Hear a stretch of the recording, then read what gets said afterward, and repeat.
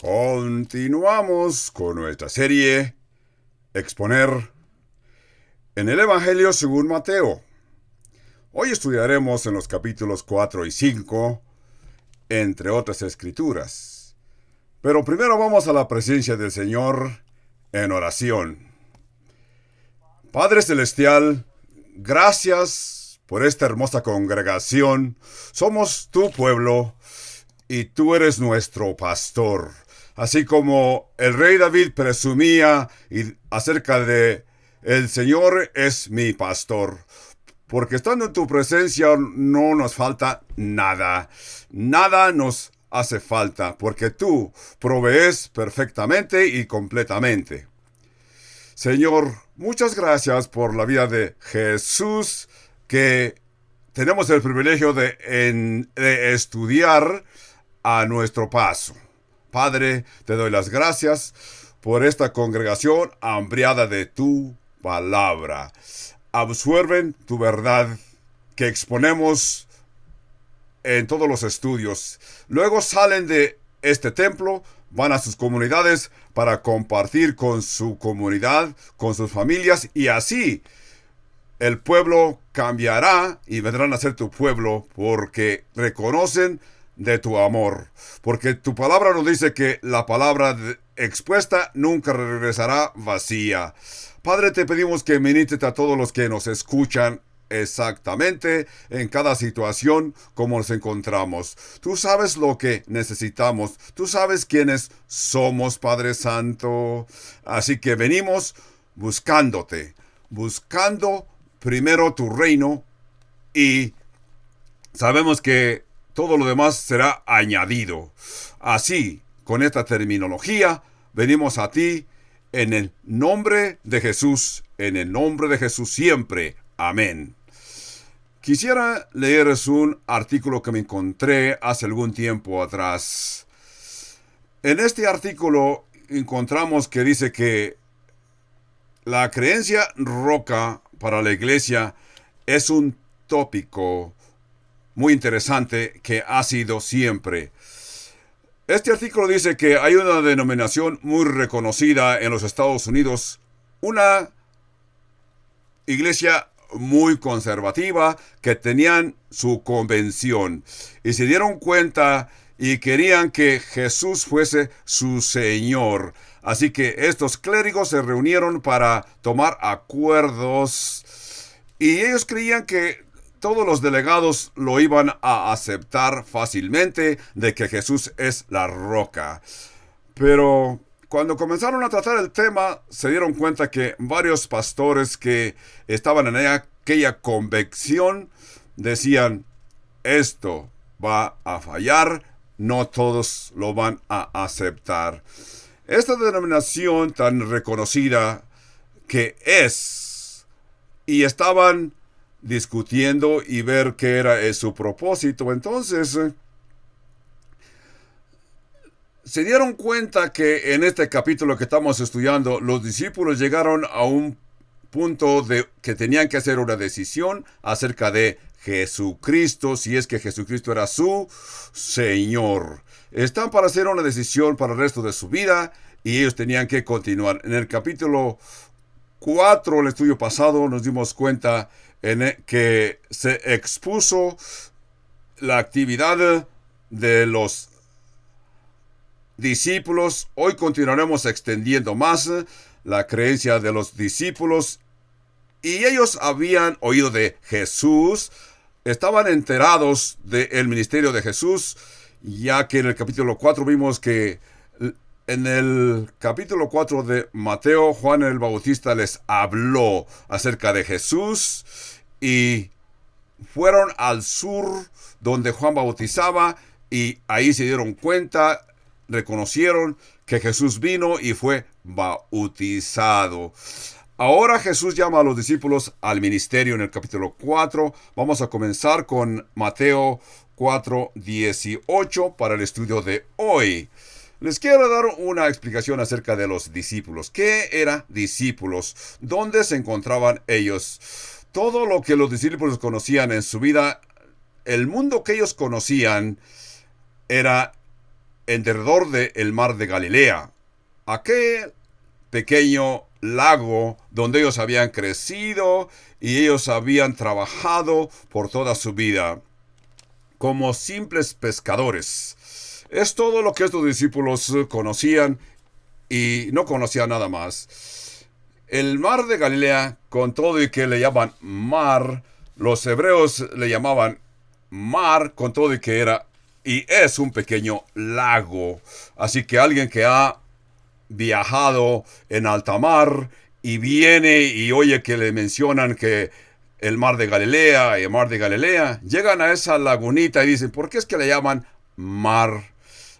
Para ellos, toda laguna, todo lago, le llamaban mar. Aún al mar muerto le llamaban el mar de Galilea. Esa era la forma que ellos se dirigían a cualquier cuadro que tuviese agua. Así que este mar de Galilea es un lago que está bajo el nivel del mar y su tamaño es como 12 o 13 millas de largo y como por 9 millas de ancho. Se le llamaba la laguna de Galilea por el área en que se encontraba en el distrito al norte de Judá. Y si ustedes tienen un mapa en su Biblia, pueden observar cómo se ve este lago de Nazaret, este lago de Galilea. Van a encontrar lo que se llama el mar de Galilea. Este lago de Galilea, como lo conocemos, y tiene varios nombres a través de la historia y en las escrituras, pero es el mismo lago. Por ejemplo, se le llama también el lago de Genesaret. Se le llama en el Evangelio de Lucas, se le llama Genesaret porque todas aquellas planadas de agricultura al lado occidente de la laguna está nombrado bajo la ciudad de Nazaret. En este lago de Genesaret está conectado a esta ciudad. Así que este lago que alimenta todas aquellas planadas se le llama el lago de Genesaret. Si ustedes están leyendo en el Antiguo Testamento, no van a encontrar que el lago se llama Genesaret. Se van a dar cuenta que ni tampoco se le llama Galilea, sino que esta porción en el Antiguo Testamento, principalmente bajo la autoridad de Josué, se le llama el lago de Kenneret. El lago Kenneret. ¿Por qué se le llama lago Kenneret? Porque viene de la palabra hebrea Kenor. Kenor en su idioma es un arpa. Así que ahora que han localizado el mapa se dan cuenta que este lago tiene una forma de arpa. Por eso se le llamó arpa en hebreo, Kenor. Así que por eso le llamaban la laguna arpa. En su idioma, Kenneret o Genesaret, que es después acá en el Nuevo Testamento. Así que está al distrito del norte del lago. O también tiene otro nombre que se menciona en el Nuevo Testamento, porque se nombró bajo la ciudad al norte que estableció Herodes, el lago de Tiberías. El nombre lo tomó por el César Tiberías. Por eso esta ciudad todavía existe, la ciudad de Tiberías, y de ahí que tomaron el nombre para este lago, llamarle el lago de Tiberías. Una ciudad greco-romana.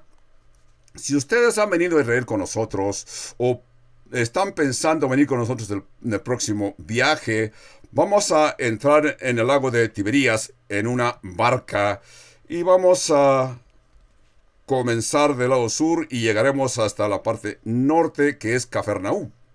Pero es algo hermoso, una sensación hermosa estar en este lago de Tiberías o en el lago de Genesaret, en esta barca, y luego la barca se detiene en el centro del lago y ahí alabamos, adoramos, y luego uno de los capitanes del barco recoge una red y la echa para que veamos que así es como pescaban los discípulos. cómo los discípulos echaban sus redes en el lago de... Eso nos lleva a entender qué es lo que hacían los discípulos. En derredor de este lago había como 10 pueblecitos, 9 o 10 pueblecitos entre poblaciones y ciudades. En estos pueblos se mantenían de la pesca y era la industria principal para estos pueblos porque era un lago de aguas frescas y así que ellos se dieron cuenta que era lo suficiente profundo y se producía mucho pez. Por eso es que toda la gente que vivía en aquella área se mantenían de la pesca. En el verso 18 hemos visto que Jesús llama a sus discípulos. Y no se mencionan todos, pero menciona algunos. En el verso 18 de Mateo 4 dice, andando Jesús junto al mar de Galilea, vio a dos hermanos, Simón llamado Pedro, y a Andrés su hermano, que echaban la red en el mar porque eran pescadores. Simón era su nombre original, pero luego Jesús le llamó Pedro, y su hermano Andrés, que echaban las redes porque eran pescadores. Simón quiere decir Dios oye. A este punto Jesús los llamó en el verso 19 y les dijo, venid en pos de mí y os haré pescadores de hombres. Esto fue un mandato que Jesús les dio. No fue invitación, fue un mandato. Les ordenó. Ahora ustedes, pescadores, dejen lo que tengan en manos o en sus proyectos y vengan en pos de mí. Como ya mencioné, ya habían oído de Jesús, ya tienen conocimiento. Recordamos que habían sido discípulos de Juan el Bautista. Ahora Juan el Bautista les dijo cuando vio a Jesús, he aquí el Cordero de Dios que quita el pecado del mundo. Ya habían oído de Jesús, por lo menos en aquel instante. Regresaron a Galilea, continuaron con sus trabajos, sus obras de pescadores. En eso estaban ocupados porque eso era su empleo. Ahora aparece Jesús y les da una orden de que dejen todo lo que están haciendo y lo sigan. La razón porque es que esto era medio raro, porque a ese tiempo los discípulos de los rabinos, ellos continuaban con sus empleos, continuaban haciendo sus trabajos, y por las tardes es cuando se reunían con sus maestros para recibir su educación. Y ellos tenían que pagar a sus maestros, como ya lo mencioné en los estudios pasados. Tenían que pagarle a lo que ellos le llamaban su señor, a sus rabinos. En este caso es al otro modo. Jesús no solamente los llama, que era contra de las enseñanzas rabínicas y de las costumbres de los estudiantes del Talmud y el hebreo, que ellos decidían seguir, ir a que su Señor los instruyera. Jesús los escogió y los llamó para una obra a tiempo completo. Por eso les dijo, abandonen lo que están haciendo, venid en pos de mí, y yo os haré pescadores de hombres. Notemos el mandato de Jesús. No les dice, vayan a tomar clases de evangelismo y luego vengan a mí y los haré pescadores de hombre. Yo no tengo nada en contra de clases del evangelismo. No me confundan ni me vayan a hacer preguntas después. Jesús no les dijo, hay un libro bien interesante e importante, quiero que lo lean y después vengan y los haré pescadores de hombres. Tampoco les dijo, hay un seminario muy famoso y que yo les recomiendo, vayan. Jesús simplemente les dijo, venid en pos de mí. Quédense conmigo, estén conmigo, estén en mi presencia y esto los va a cambiar totalmente. Serán hombres diferentes, desarrollarán el corazón que yo tengo y así podrán ir a pescar almas de hombres. Esto es hermoso, a mí me satisface porque los eventos como siguieron, Jesús les dijo, vengan a mí, estén en mi presencia y ustedes van a poder hacer lo que yo hago y van a amar como yo amo. Así que fue un mandato, un mandamiento. En el verso 20 dice que ellos entonces, dejando al instante las redes, le siguieron. Mateo 4:20. Jesús les ordenó, porque las escrituras nos dicen que Dios nos viene a nuestros corazones y nos convence. Esa es una de las razones que yo me encuentro aquí ministrando en Calvario de Albuquerque. El año que yo vine aquí a Albuquerque, yo no sabía qué iba a encontrar. Yo estaba recién casado.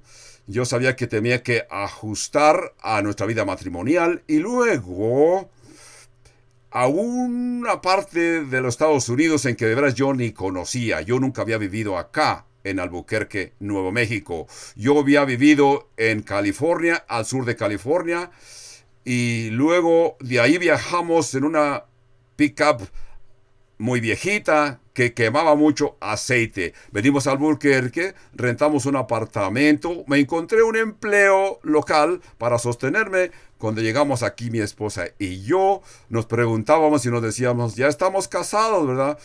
Es una vida nueva y no conocemos a nadie aquí en Albuquerque, pero estamos seguros que nos conocemos nosotros dos y conocemos al Señor Jesucristo. Cuando comenzamos este estudio bíblico en los apartamentos allá por la calle San Mateo, comenzamos y yo recuerdo bien claramente que en oración yo le dije al Señor, basado en este verso de que estamos leyendo, Señor, ¿tú quieres que yo sea pescador de hombres? Qué bueno, y me siento contento de poder obedecer el llamado, pero esta orden de ser pescador, he venido aquí y ya tenía yo como... Y me estaré aquí como por un año, y si yo no veo que hayan peces, entonces yo me tendré que regresar a donde vine. Ustedes que en verdad son pescadores y les gusta pescar, ustedes van a la orilla de la laguna, a la orilla de un río y escogen un lugar, y si no pescan ahí, se van a otro lugar, a otra laguna o a otro río, ¿verdad? Es lo que yo pensaba. Señor, me estaré aquí por un año y si yo no veo resultados me tendré que ir a otro lugar. En verdad, no estaba ni a la mitad del año, ni siquiera 6 meses aún, y me enfermé a un punto que tuvieron que venir mis padres y los padres de mi esposa vinieron a visitarnos y yo me acuerdo que me sentía enfermo. Con todo y que apenas había estado como medio año acá en esta área nueva. Yo recuerdo que le dije a mi esposa, Leña, yo creo que nos vamos a tener que ir a otro lugar de los Estados Unidos. Yo nunca he comenzado iglesia, ni sé lo que debo de hacer. A lo mejor yo debía de unirme a alguna iglesia y luego de ahí aprender y luego quizás podamos entender cómo comenzar iglesia. Luego vino el invierno. Yo viniendo de California, yo no estaba familiarizado con la nieve y comencé a ver aquí que por las mañanas amanecía blanco el piso y le preguntaba a mi esposa, pues, ¿qué es esto? Siendo que mi esposa creció en el estado de Michigan, me decía, esto es nieve, no te preocupes, al rato se deshace. Así que sí es cierto que la nieve no era tanta y durante el transcurso del día aquella nieve se deshacía. Y me decía mi esposa, no te preocupes, esto es normal. Entonces, mientras que yo estaba viendo todo esto, yo ya comenzaba a decirle a mi esposa, mira, prepárate, nos vamos a tener que ir a otra localidad, a otra parte de los Estados Unidos, pero el Señor vino a mi corazón y me reprendió y me recordó de la congregación que yo había tenido con el Señor cuando yo lo prometí. Un año. Así que el Señor me dice, no has llegado ni a los 6 meses, pero si así fuera, todavía me debes 6 meses.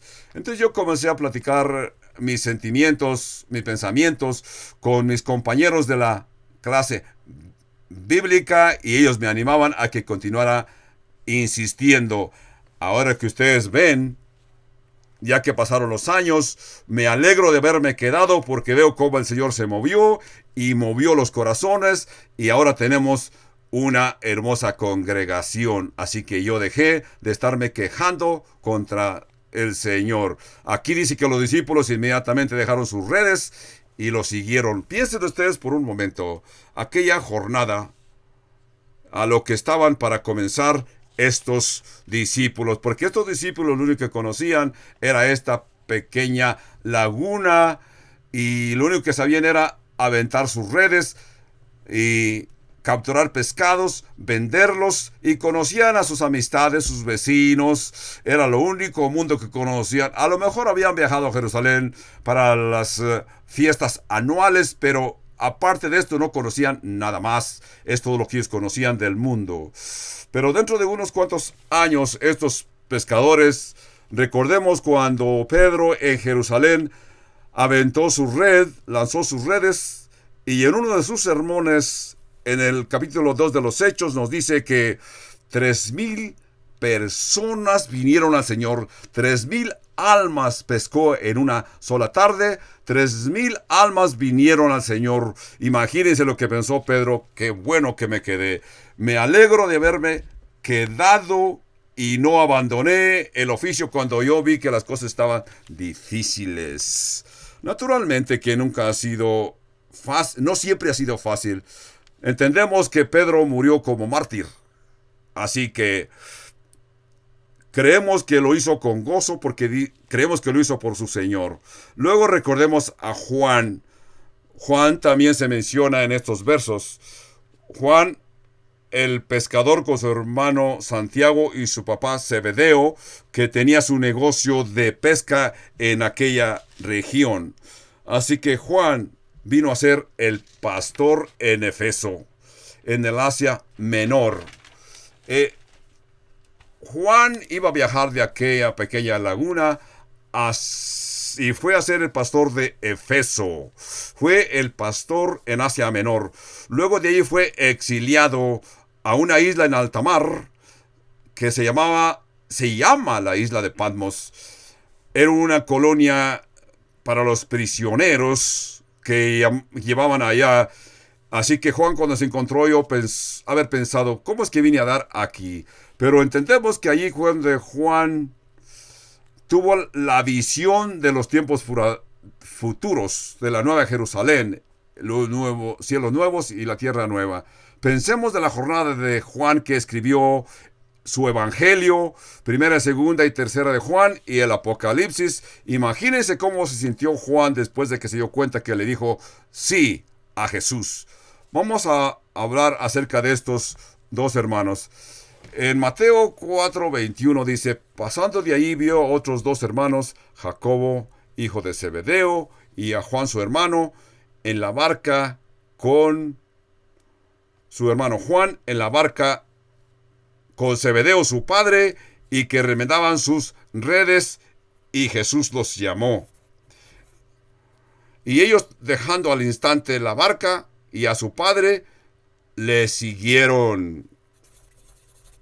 Y eso es lo que dice aquí. Así que ellos están en el barco con su papá, y se levantaron, dejaron a su padre y las redes, y siguieron a Jesús. Imagínense lo que le dijeron a su papá. Papá, adiós, adiós. Su papá pudo haber dicho, muchachos, ¿a dónde creen que van? Ellos dijeron, papá, no nos esperes para la cena, seguiremos a Jesús. Y así su padre Zebedeo los vio ir. Se menciona Jacobo. Este es Jacobo, hermano de Juan, hijo de Zebedeo. Quiero explicarles para que no haya confusión. Se mencionan 3 Jacobos que a la vez también se mencionan por el nombre de Santiago. O sea, Santiago o Jacobo es el mismo. En este caso, este Santiago y luego Santiago, el hijo de Alfeo. A aquel se le llama Santiago el menor. Aquí este Santiago es el hermano de Juan, o sea, el mayor. Porque este Santiago estaba en el círculo con Jesús. También se menciona otro Jacobo un poco más tarde, que fue medio hermano de Jesús, hijo de María y José. Uno de los medios hermanos de Jesús. Este Santiago era incrédulo, pero vino a ser creyente en su hermano después de la resurrección y vino a ser el que estuvo al frente de la primera iglesia en Jerusalén. Por eso que aquí aparecen tres Jacobos que también a veces llevan el nombre de Santiago. Así que este Jacobo que estamos viendo aquí es el pescador, hermano de Juan. Juan, el que escribió su evangelio, primera y segunda y tercera de Juan, y últimamente el libro de Apocalipsis. Si ustedes recuerdan el sobrenombre que el Señor Jesús les puso a estos dos hermanos, Santiago y Juan, les llamó Boanerges, que quiere decir hijos de trueno. Yo no sé cómo se los imaginan ustedes, pero ustedes tienen que entender que no eran humildes. Yo me imagino que estos hombres eran violentos, bruscos, fuertes, porque Jesús les llamó hijos de truenos, porque en una ocasión que viajaban y pasaban por Samaria y sabían que los samaritanos eran despreciables y no aceptaron a Jesús como Mesías, así que ellos, los hermanos Boanerges o hijos de truenos, le sugirieron al Señor: Señor, ¿quieres que bajemos fuego del cielo para que sean consumidos? Ellos intentaban destruir a los samaritanos. Sentían como que tenían el poder para hacerlo. Yo más bien creo que le estaban sugiriendo al Señor, o cualquiera que sea, tenían un carácter violento. Por eso es que el Señor los llamó hijos de truenos. Yo me imagino que estos dos hermanos se vestían de piel o de vaqueta. Eran fuertes. Y estos fueron los que siguieron al Señor Jesús. Jesús, como para que se reyeran los demás de ellos, los apodó hijos de truenos. Pero la verdad, la hermosa verdad es que fueron transformados de hijos de truenos a que vinieron a ser transformados a ser hijos de la maravilla después de que Jesús obró. Los escritos de Juan son los escritos más hermosos que exaltan al Señor Jesucristo, la literatura más hermosa de todas las escrituras. Juan vino a ser un hombre convertido después que Jesús lo transformó. Esto es hermoso. Lo mismo sucede con nosotros cuando venimos al Señor Jesús. El Señor nos transforma a que vengamos a ser útiles para el Evangelio. Yo no sé qué tanto te ha transformado el Señor. A mí todavía no me acaba de transformar. Con todo que muchas cosas han cambiado, todavía falta mucho que debo de cambiar. También entendemos que Juan se dio a sí mismo un título único. Jesús les llamó hijos de truenos, pero Juan se dio el título: el discípulo al que el Señor ama, o el discípulo amado del Señor. Imagínense. Pero ahora, cuando ustedes escuchan esto por primera vez, ¿ustedes creen que este hombre era presumido u orgulloso? No. Yo también me considero el discípulo al que Jesús ama. Y yo les recomiendo que ustedes se deben de sentir igual, que deben de ser el discípulo al que el Señor ama. Esto es algo personal. Tú te tienes que sentir amado por Jesús. Por eso es que Juan escribió ese título: yo soy el discípulo al que el Señor ama. Así que él se refería, cuando en el Evangelio se refiere a sí mismo, se refiere a el discípulo amado del Señor. ¿Cómo sucedió esto? ¿Qué hubiera sucedido si Juan hubiera visto a su hermano Jacobo cuando Jesús les llamó y le preguntó: ¿cómo ves? ¿Lo seguimos? Aquí tenemos un buen empleado, un buen empleo. Nuestro padre ha comenzado este negocio y si él no puede trabajar, nosotros lo vamos a recibir por herencia. Estamos tranquilos. ¿Por qué no nomás ayudamos la obra de Jesús? Ahorramos algún dinerito y le ayudamos económicamente. Y así, de esta forma, ayudamos el ministerio de Jesús. De vez en cuando le podemos enviar nuestras ofrendas, así que su ministerio puede continuar y nosotros continuamos en este negocio. No, la Escritura dice que no dudaron, sino que inmediatamente soltaron las redes y le dijeron adiós a su papá Zebedeo. ¿Hay alguna área en tu vida que tú crees que Dios te ha llamado y lo has estado poniendo a un lado, has estado procrastinando? Por ejemplo, tú sientes que Dios te quiere enviar de misionero y tú dices, ¿cómo voy a salir de esta ciudad, de este país tan cómodo y tener que cruzar las fronteras o el océano para ir a un país difícil, a un país donde no hay todas las comodidades que aquí tengo? Yo te recomiendo, entrégate al Señor, tampoco te adelantes. No te adelantes a la voluntad de Dios, espera que el Señor te guíe, te dirija, así como estos discípulos le siguieron. En el verso 33 encontramos un resumen. Antes de el Sermón del Monte, notamos que aquí Juan presenta un resumen acerca del ministerio de Jesús antes de mencionar las bienaventuranzas. Estos 3 versos que siguen son bien importantes. Lo que Mateo está haciendo en estos 3 versos, Mateo se enfoca en lo que Jesús dijo.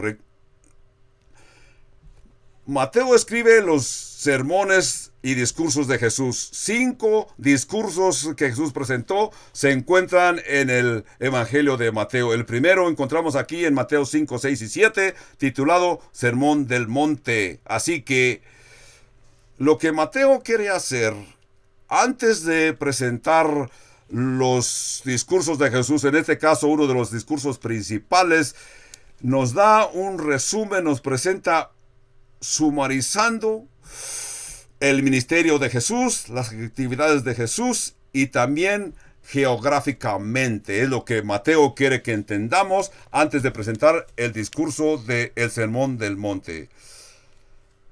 En el verso 23 dice: y recorrió Jesús toda Galilea, enseñando en las sinagogas de ellos y predicando el evangelio del reino y sanando toda enfermedad y toda dolencia en el pueblo. Toda dolencia en el pueblo, es lo que dice.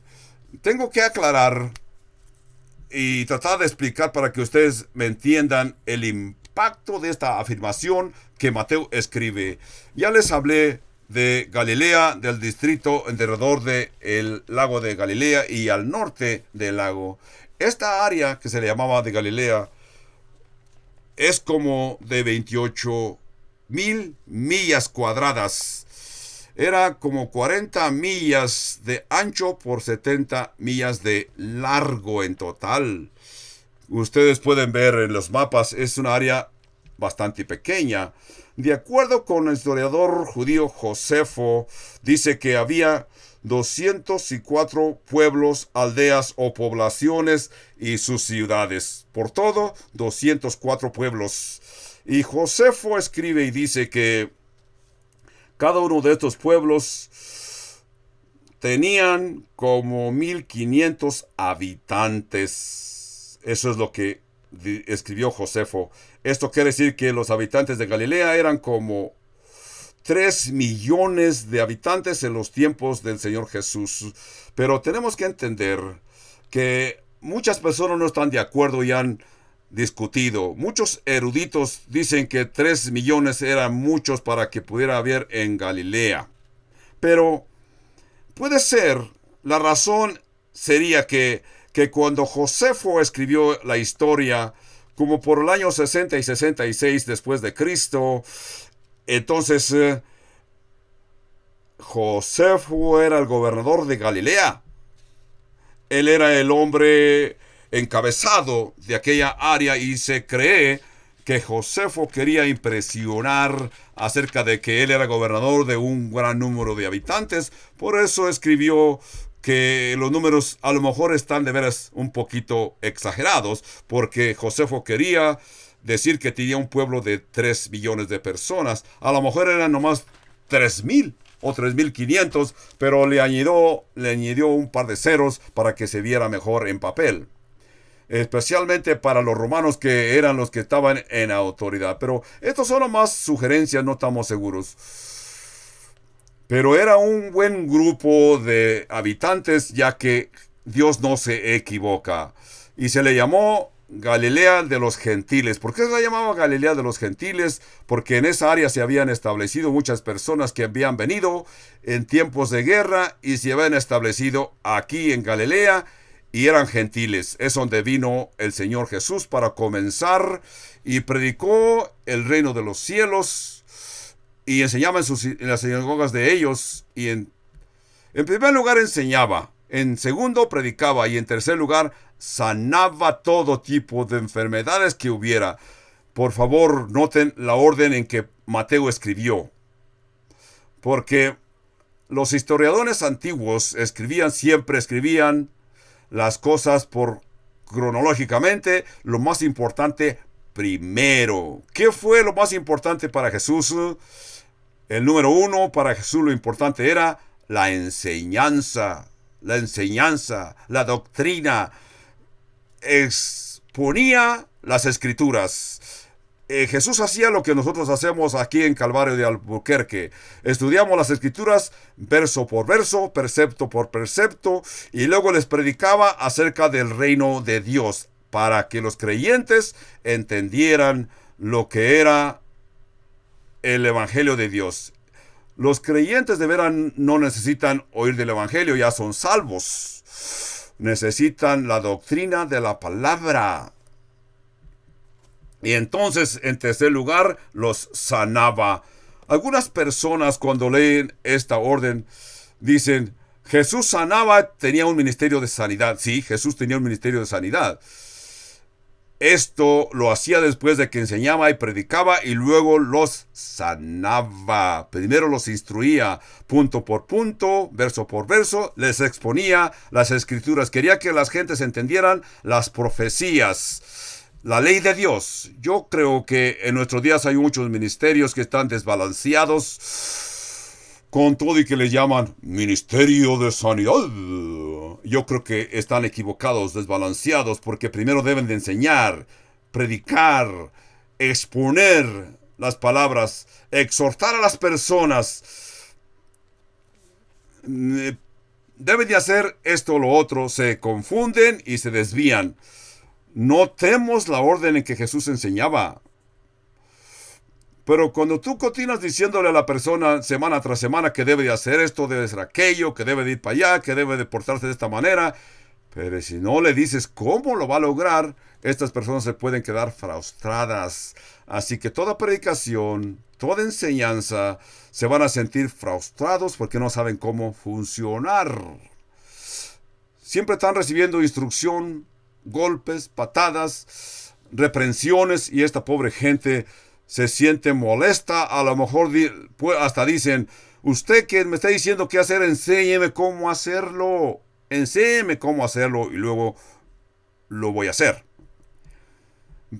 Verso 24 dice, y se difundió su fama por toda Siria, y le trajeron todos los que tenían dolencias, los afligidos por diversas enfermedades y tormentos, y los endemoniados, lunáticos, paralíticos, y los sanó. Está bien claro ahí, los sanó. Por eso es que la fama de Jesús subió hasta y pasó más allá de la Siria, al norte de Siria. Toda parte al norte de Galilea era Siria. Esa gente no pensaban mucho de la geografía, pero este era al norte del mar de Galilea. Así que la fama de Jesús subió más allá de los límites de Siria. Y esto animaba a las personas. Lo que atraía a las multitudes al Señor era el gozo que sentían después de oír sus explicaciones y ver a los que sanaban. Esto es fácil de entender. Imagínate, tú tienes un familiar o un amigo que lo conoces que ha estado enfermo por años, quizás manco, mudo, ciego, y luego lo llevas a Jesús y Jesús lo sana. Esto te va a llamar la atención. Estos eran de veras ese tipo de sanidades. No eran enfermos de catarro o enfermos de una garganta infectada, no. estas personas en verdad tenían enfermedades incurables. Y la escritura dice que instantáneamente eran sanados. Esto llamaba la atención de las personas. Y en verdad lo que les llamó la atención a estas personas fue las primeras palabras que salieron de la boca de Jesús. Y de ahí siguieron sus señales y milagros. Cuando les decía, arrepentíos, porque el reino de los cielos se ha acercado. Cuando los judíos oían esto, y esto les llamaba la atención, porque ellos habían oído estas profecías en Isaías 11 y Isaías 35, habían oído de que Dios un día establecería el reino de los cielos en la tierra, así que ellos pensaban, ya llegó el reino de los cielos, el que estamos esperando. Nosotros ahora ya sabemos que cuando Jesús hablaba del reino de los cielos se refería al reino milenial, el que se va, todavía esperamos que es en el futuro, es un periodo de 1000 años que Jesús va a reinar en toda la tierra. Pero los judíos de los días de Jesús, cuando Jesús les mencionaba el reino, ellos inmediatamente creían y pensaban que el reino de los cielos había llegado. El reino que ellos estaban esperando y que habían entendido por las profecías, que en el idioma de ellos sonaba como Epac, eran sanados de cualquiera, de toda enfermedad que tuviesen, eran sanados. Entonces ellos creían que el reino de Dios iba a ser un reino sin enfermedad, sin pleitos y sin malos modos. Por eso es que ellos decían, este hombre ha venido a sanar. ¿Por qué es que Jesús se refería al reino de los cielos está cerca? Esto es interesante porque ellos estaban esperando la era del reino de Dios, un reino justo. Ahora nosotros sabemos que no era el reino que ellos creían, sino que nosotros sabemos que el reino de los cielos estaba con Jesús, porque Jesús es el rey.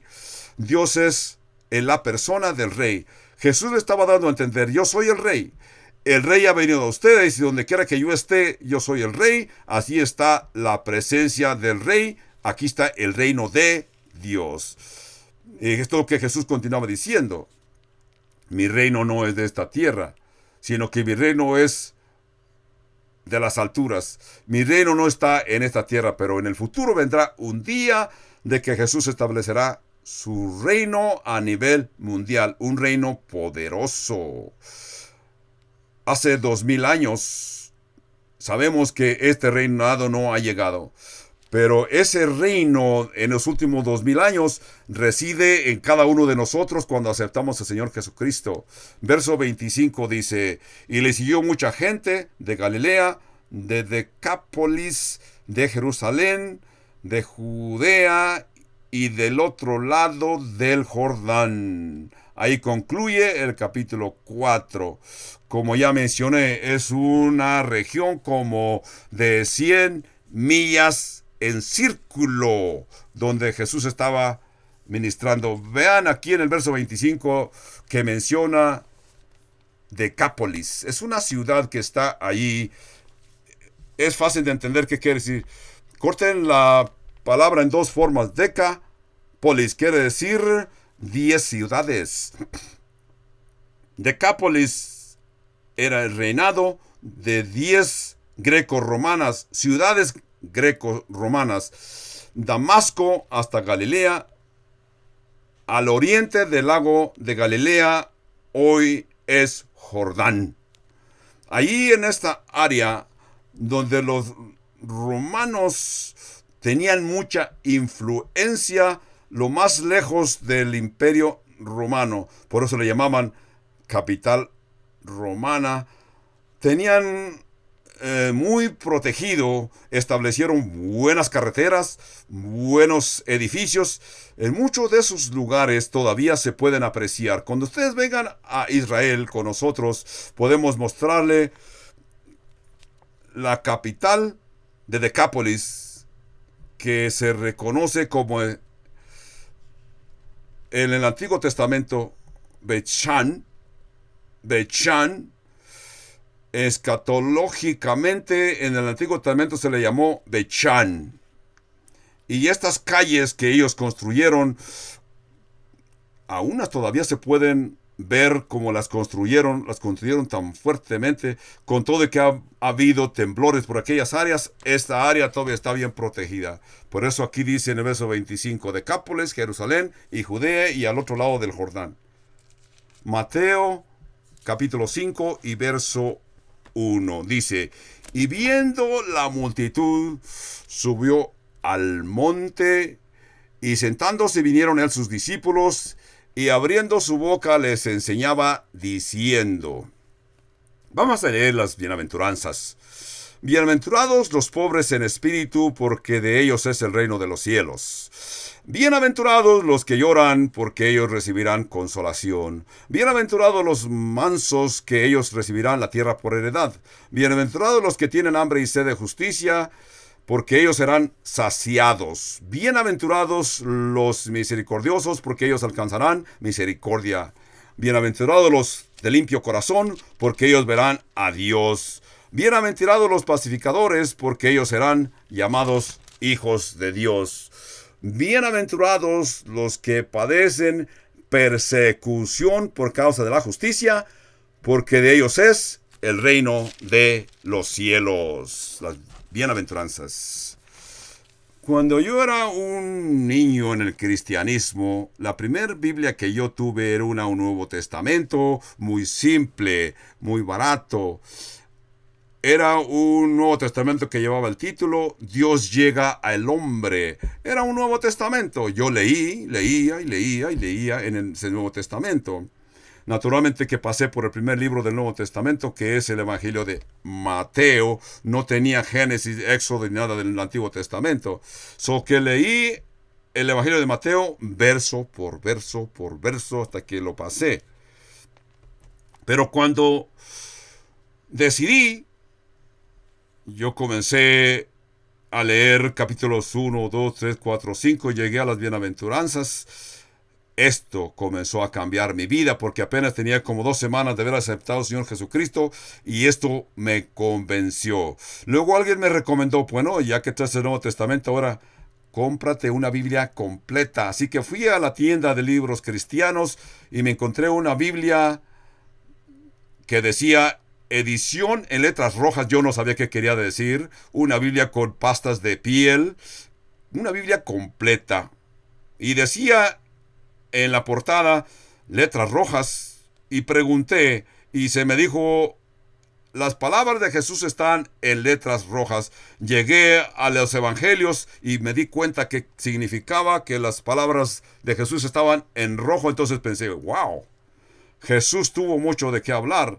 Yo había leído puras letras en negro. Cuando vine al capítulo 5 de Mateo, dije, Jesús tenía mucho que decir. En el capítulo 5, 6 y 7, todo es pura palabra de Jesús porque todo está en rojo. Cuando yo comencé a leer el Sermón del Monte, entonces me encontré que comencé a entender lo que Jesús quería decirme a mí directamente. Muchas de las palabras de Jesús me conmovían. Me sentía yo convencido de que yo estaba viviendo un nivel de vida lejos de la voluntad de Dios. Y yo me sentía avergonzado, convencido de que había sido pecador. La Biblia que tenemos aquí dice Sermón del Monte. La mayoría de las Biblias le llaman a las bienaventuranzas o a los capítulos 5, 6 y 7 Sermón del Monte. Yo no estoy de acuerdo con este título porque, en primer lugar, cuando tú vienes y vas a ver y te dicen, este es el monte donde Jesús predicó el Sermón del Monte. Si tú vives cerca de ciudades como aquí en Albuquerque, esa inmensa montaña que tenemos que es como 10,000 pies de alto, y vas y miras aquel pequeño montecito que rápidamente llegas a la cima de de aquella lomita y tú te preguntas, ¿este es el monte que dice la Biblia, sermón del monte? ¿Esto es todo? Entonces te sientes desilusionado, decepcionado por aquella pequeña lomita a lo que la Biblia le llama monte. Así que es una descripción inadecuada. En segundo lugar, la descripción de qué sermón del monte tampoco describe lo que aquí se dijo. Es como si yo les dijera, mi sermón esta mañana es un sermón del púlpito, pero no les digo de qué voy a hablar. Por eso es que no me gusta ese título de sermón del monte. Nomás les estoy diciendo de dónde estoy predicando, no les hablo del tema o de qué les voy a hablar. En verdad que no es el sermón del monte, es un sermón monumental. Este sermón yo le llamo el sermón del monarca. Aquí el rey, el monarca está presentando su manifiesto de su reino. Eso es lo que es. Este es vivir en el reino.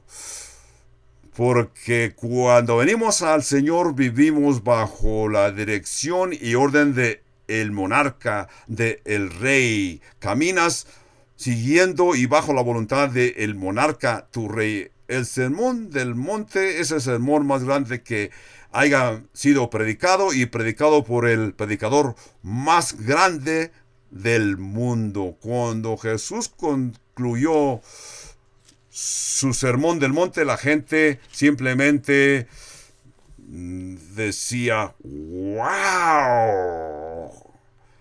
Ustedes que me escuchan dirán, ¿dónde dice la Biblia wow? Bueno, esa es mi interpretación. La NVS, que se llama Nueva Versión de Skip.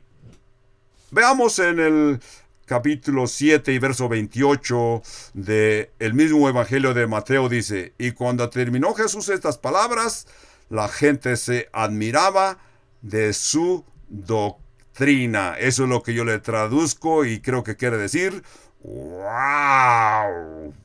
Cuando dice que se admiraban de su doctrina porque les enseñaba como quien tiene autoridad y no como los escribas. Este fue un sermón poderoso donde Jesús muestra la relación que debemos tener con la ley, con el rey, y 3 capítulos incrédulos, lo que le podemos llamar el sermón del monarca, un sermón monumental. Ahora vamos a regresar a Mateo 5 y verso 1 para ver lo que es el sermón del monte. Ahora veamos Mateo 5:1 y dice, viendo la multitud, subió al monte y sentándose, vinieron a él sus discípulos y abriendo su boca les enseñaba diciendo, Jesús no tenía un púlpito. Esto de tener un púlpito ha sido una costumbre que se ha desarrollado acá en el occidente. En los días del Señor Jesús era al revés.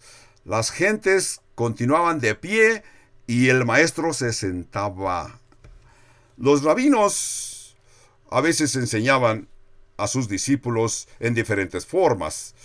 Si ellos iban a enseñar algo rápido, algo que no tenía importancia, hasta les enseñaban mientras caminaban. Esa era una enseñanza casual, sin importancia. Pero cuando el rabino les quería enseñar una enseñanza estricta, aquel maestro se sellaba como señal de que era algo que ellos debían de memorizar. Pero ahora vamos a ver que si el rabino quería presentar una enseñanza con autoridad, se sentaba y nadie hablaba sino el mismo maestro. Ustedes que están familiarizados con las universidades casi en todo el mundo, cuando se reconoce a un maestro se le dice, este maestro tiene una silla en la universidad tal o cual. Si tú has oído del sistema católico, has oído de una expresión llamada ex cátedra. Yo recuerdo con mis años de crecimiento como niño, yo oía que decían que el Papa de Roma enseñaba ex cátedra. Quiere decir que el Papa de Roma desde San Pedro está instruyendo a la multitud Y esa es una orden que da, con todo y que están confundidos. Pero en este caso, Jesús, como los rabinos de aquellos días, se sentaban para instruir. Notemos que Jesús está hablando, instruyendo. Aquí dice que estaba instruyendo a sus discípulos. Él veía a la multitud que estaba a su frente, pero dice que se sentó, sus discípulos vinieron y él les enseñaba. Es una clave que tenemos que entender, porque hay muchas gentes que dicen el sermón del monte es el nivel de salvación. Si tú quieres ser salvo, necesitas practicar y hacer lo que Jesús enseñó en el sermón del monte y eso te lleva al cielo. Yo te digo, va muy recio. Esa es una equivocación. ¿Tú crees que los 10 mandamientos son para que la gente se salve?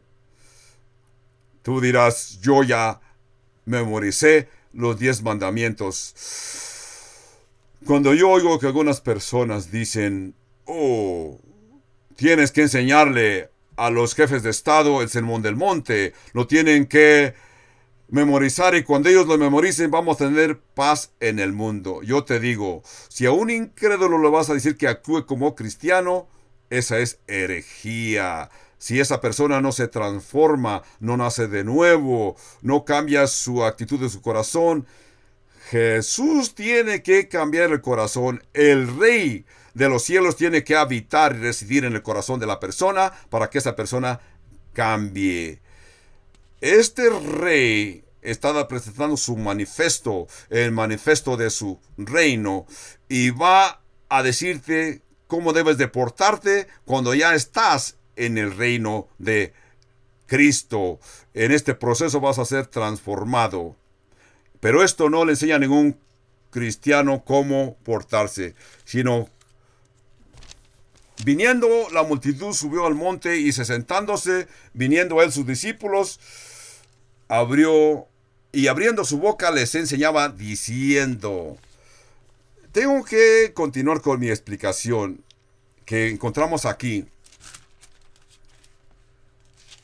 Tengo que continuar con mi explicación para que todo quede claro. En las iglesias modernas que tienen sus estrategias para ministrar, dicen, debemos de ver cómo lo hizo Jesús. Veamos, Jesús tiene una multitud y los tiene bien interesados porque ve los milagros y dicen, estas personas todas eran incrédulas que estaban oyendo el sermón del monte. Los discípulos eran parte del reino. Este mensaje no era para la iglesia, era una cruzada. Jesús está predicando, les está diciendo cómo ser. No les está diciendo cómo ser salvos, sino que les está diciendo que se arrepientan. ¿Por qué dice aquí Mateo que Jesús estaba instruyendo a sus discípulos? Porque después de esto los discípulos son los que van a ir a predicar el evangelio. Estamos en el capítulo 5 de Mateo, pero quiero mostrarles algo en el capítulo 9 del Evangelio de Mateo. Abran sus Biblias en el capítulo 9 de este Evangelio de Mateo y comenzaremos con el verso 35 y pasaremos hasta el capítulo 10. Aquí en el Evangelio de Mateo, observen el patrón que Jesús presenta, cómo hacer las cosas, cómo evangelizar. Mateo 9:35 dice, recorría Jesús todas las ciudades y aldeas enseñando en sus sinagogas de ellos y predicaba el evangelio del reino y sanando toda enfermedad y toda dolencia en el pueblo. Verso 36. Al ver las multitudes tuvo compasión de ellas porque estaban desamparados y dispersas como ovejas que no tienen pastor. Ahora vemos lo que Jesús dijo en el verso 37.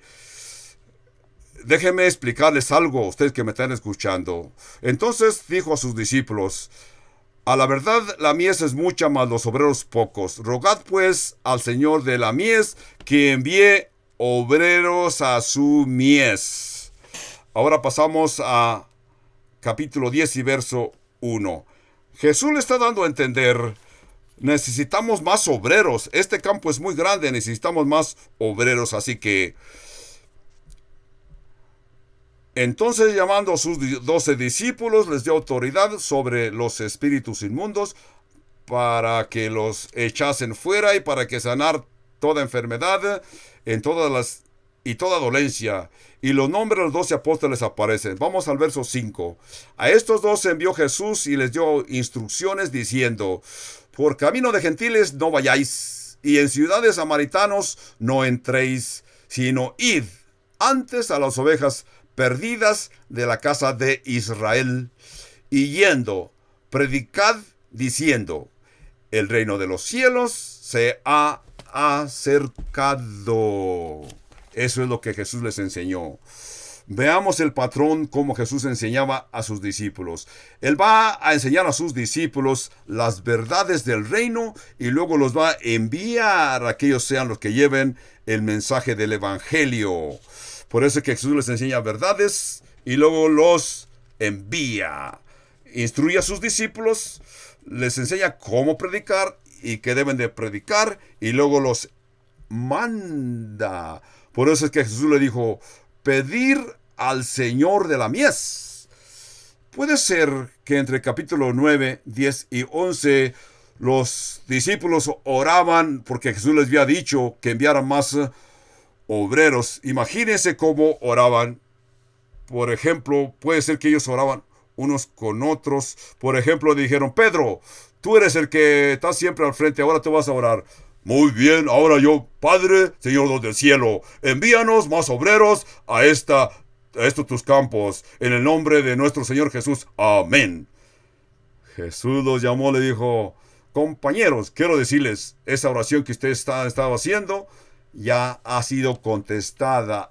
De la forma que esta oración es contestada, ahora yo los voy a enviar a que ustedes personalmente vayan y prediquen. Jesús nos instruye, nos da el equipo necesario para que vayamos a las comunidades. Muchísima gente ha sido salva desde que esta iglesia fue establecida. Mucha gente ha venido al Señor Jesucristo los miércoles por la tarde, sábados por la tarde y el domingo. No porque aquí el pastor yo sea muy inteligente, sino porque Jesús ha honrado nuestras oraciones. Ustedes salen después de que son instruidos aquí, van a sus familias, sus comunidades y lanzan sus redes, ministran, mencionan lo que ustedes oyeron aquí en la iglesia y de esta forma las personas se preparan y luego ellos vienen, aceptan al Señor Jesucristo. Así Jesús instruyó a sus discípulos y luego los envió a que ellos fueran a predicar personalmente.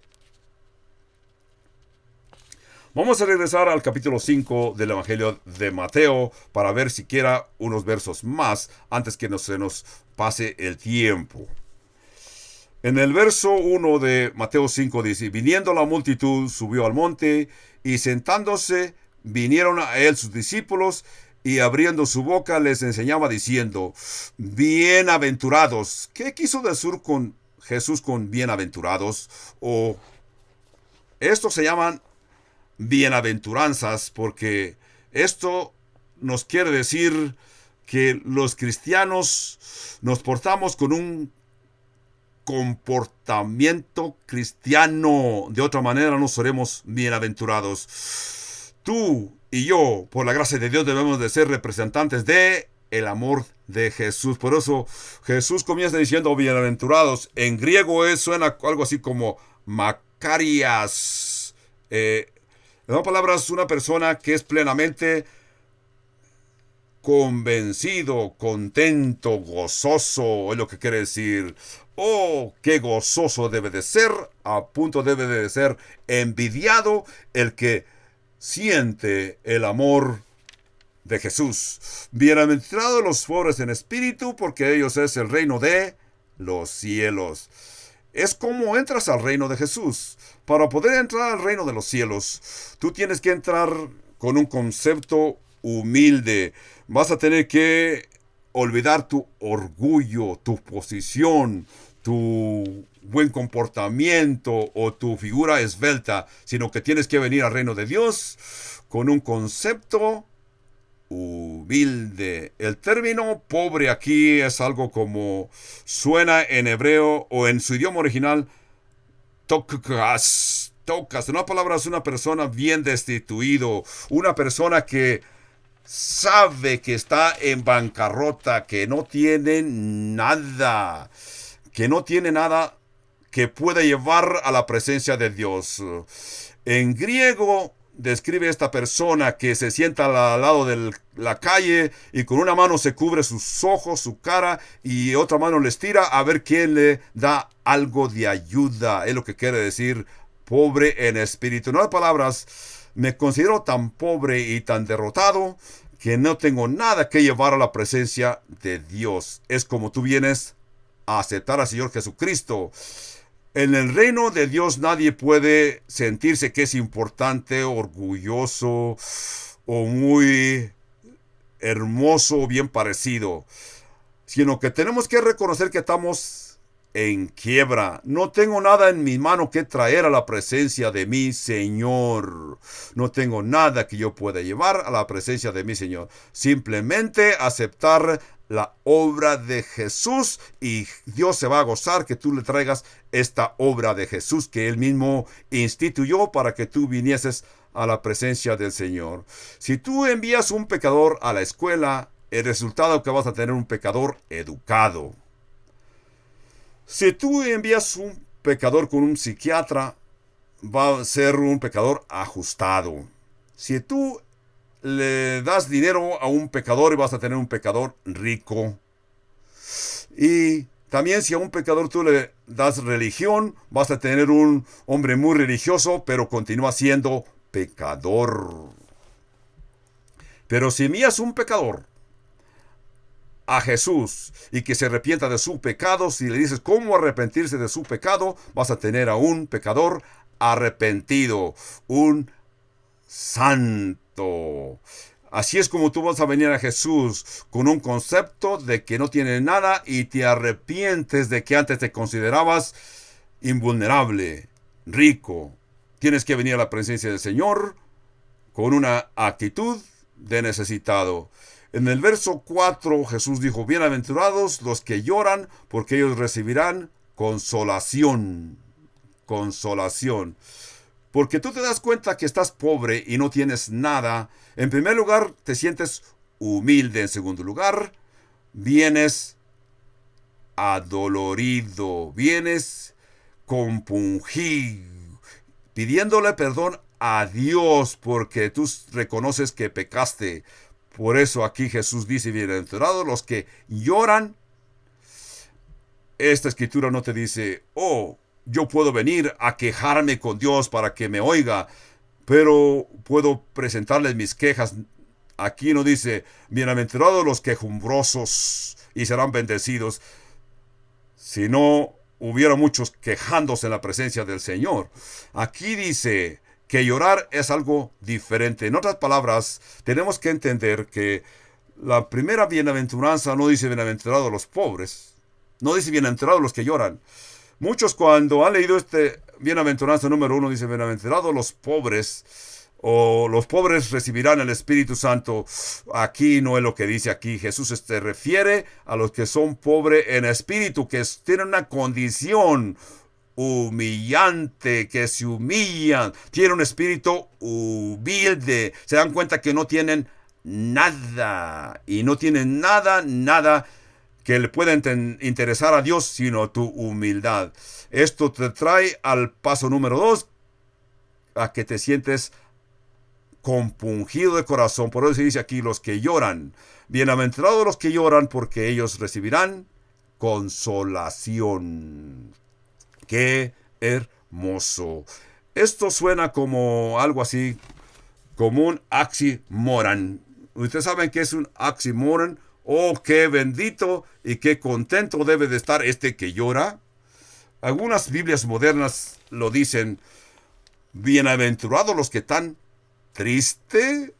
Tú te preguntas, esto no hace sentido. ¿Cómo que una persona que está triste está contento. Acá nosotros en el occidente siempre pensamos que para poder estar gozosos debemos de tener todo. No debemos de estar sufriendo ningún dolor. Esa es nuestra creencia occidental.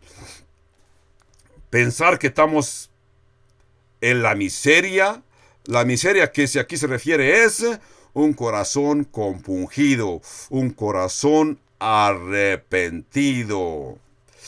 El eludir el envolvimiento, en lo maligno, en lo miserable, eso es lo que nos lleva a un nivel gozoso, a un nivel de contentamiento, porque experimentamos el amor de Dios. Te debes de sentir confortable porque tú sabes que tú vienes a Dios en una condición de arrepentimiento, y tú sabes que cuando vienes con un corazón compungido y arrepentido, Jesús te recibe y vas a disfrutar de todas las promesas que Jesús, Dios, hace en el cielo. Por ejemplo, también recordamos que en el capítulo 18 de Lucas, Jesús presentó una parábola de dos personas que fueron al templo a orar. El fariseo y el publicano. El fariseo, puesto en pie, oraba consigo mismo de esta manera diciendo: te doy gracias porque no soy como los otros hombres, ladrones, injustos, adúlteros, ni aun como este publicano. Y ayuno 2 veces a la semana, doy diezmos de todo lo que gano. Pero en el verso 13 de Lucas 18, el publicano tenía el concepto adecuado. Dice aquí: mas el publicano, estando lejos, no quería ni aun alzar los ojos al cielo, sino que se golpeaba el pecho diciendo: Dios, sé propicio por mí, pecador. Esa es la historia que está en Lucas capítulo 18. Este hombre era pobre en espíritu y un hombre que era presumido, altivo. Y Jesús dice en el verso 14: os digo que este descendió a su casa justificado antes que el otro, porque cualquiera que se enaltece será humillado, y el que se humille será enaltecido. El que fue enaltecido presumía la presencia de Dios como si Dios no le conociera. Aleluya, aleluya, Dios sea alabado, aleluya, aleluya. Muy orgulloso. Jesús dice en el verso 14 que este hombre no regresó a su casa justificado. Si tú no eres pobre en espíritu, continúas con tu pecado. Dios no te acepta porque eres orgulloso. Pero si eres una persona pobre en espíritu, te vas a sentir compungido y arrepentido, y vas a saber que eres pecador y que tú no te puedes limpiar, sino que necesitas ayuda, y para eso vino Jesús. Entendemos que este tipo de enseñanza y creencia nos ha estado faltando en las iglesias modernas. Jesús dijo: es la única forma que puedes entrar en el reino de Dios, cuando tú te das cuenta que estás en quiebra y lloras por tu pecado. Y en nuestros días muchas iglesias están fallando. Ahora, en el verso 5 de Mateo dice: bienaventurados los mansos, porque ellos recibirán la tierra por heredad. ¿Mansos?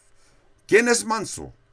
¿A qué se refería Jesús cuando dijo mansos? De aquí continuaremos en los estudios futuros, porque el tiempo se nos está agotando. Pero vayan y estudien el término mansos. ¿Qué quiere decir mansos? Separen la palabra en dos y digan mansos. ¿Qué quiere decir? En hebreo sonaba algo así como... cuando separas la palabra en dos, sonaba como mi, mansos. Vemos lo puro y santo que es Dios y nos damos cuenta que estamos faltos, que no tenemos nada y que Dios es todo. Y por eso esto te debe llevar a un nivel de que debes de sentirte pobre, de que debes de sentir deseos de llorar y que debes de experimentar mansedumbre, para que la transformación de Dios tome lugar en tu vida, y así continuaremos en los estudios futuros. Padre Celestial, gracias por este ministerio que tuvo lugar en Galilea y en Jerusalén, como el Evangelio comenzó desde Jerusalén y fue a Judea, a Samaria y luego hasta las partes más lejos de la tierra. Y uno de esos lugares lejísimos de Jerusalén es nuestro pueblecito aquí en Albuquerque, Nuevo México, donde tenemos nuestras vidas humildemente, vivimos humildemente. Dios ha estirado su mano, ha llegado el Evangelio a través de tus discípulos, y aún hasta nos has llamado a que también seamos discípulos, y nos das capacidad para poder ministrar a otros. Algunos ministramos a tiempo completo, otros ministran a parte del tiempo. No importa cuál sea nuestra posición como ministros, como quiera lo hacemos para gloria y honra tuya, Padre Santo. Algunos recibimos más pago que otros, pero todos somos discípulos. Padre Santo, muéstranos cómo poder pescar las almas de los hombres y las mujeres que tú has llamado. Padre Santo, también te pido por si algunos que están aquí en este templo y no han venido a tu reino. El Rey Jesús no está reinando en sus vidas, no está gobernando sus almas. Nunca se han humillado para que tú vengas y habites en sus corazones y ellos nazcas de nuevo. Quizás se sienten contentos así como están, una vida tranquila, y quizás no sienten la necesidad de venir a ti. Quizás pueda ser, Padre Santo, que algunos en una ocasión hicieron alguna profesión de fe, llegaron a conocerte, pero luego llegaron a sentirse descarriados, reincidieron y están viviendo una vida vacía porque no experimentan el amor de Cristo. Padre Santo, yo te pido que tú pongas los medios y ellos puedan lograr esta oportunidad que vamos a poner frente a ellos en esta tarde, Padre Santo, para que ellos sean rescatados de la vida pecaminosa en que viven. Padre Santo, te pedimos que ponga los medios para que tu Espíritu Santo venga a ellos. Tú vivas en su corazón y así vengan y sean salvos de la ira venidera. Padre Santo, es lo que te pedimos. Esto te lo pedimos siempre, Padre Santo. Quizás algunos que nos están escuchando a través de estos sistemas de sonido, a través de la radio, la televisión, la internet, pero en verdad no te están siguiendo. Quizás nunca han tenido la oportunidad de conocerte, nunca han podido entender, nunca han podido atrapar esta hermosa idea de tu intención de que todos seamos salvos, Padre Santo. Quizás estas personas están experimentando de que el Espíritu Santo te está hablando a tu corazón. Tú que me estás escuchando a través de la radio, sientes que Jesús dice: todos los que estáis trabajados y cargados, venid a mí, que yo os haré descansar. Jesús te dice: ven a mí, con todo y tu imperfección, con todo y tu vida pecaminosa, ven a mí, acepta el plan de salvación que Jesús vino a traer a esta tierra. Jesucristo te llama, te está tocando, te está pidiendo, te está llamando. Quizás algunas personas que algún tiempo hicieron alguna decisión, aceptaron al Señor Jesucristo, pero se sienten que han reincidido, se han descarriado, sienten y han sentido la presencia del Espíritu Santo en sus vidas, pero no están caminando de acuerdo a la voluntad de Dios Padre Santo. Toca sus corazones. Óyeme, tú que me estás escuchando, acepta la palabra de Cristo. Mientras que nosotros continuamos estudiando estas secciones de el Evangelio de Mateo, Padre Santo, te alabamos y te adoramos, y todo esto te lo pedimos en el nombre de tu Santo Hijo, nuestro Señor Jesucristo. Amén, amén, amén y amén.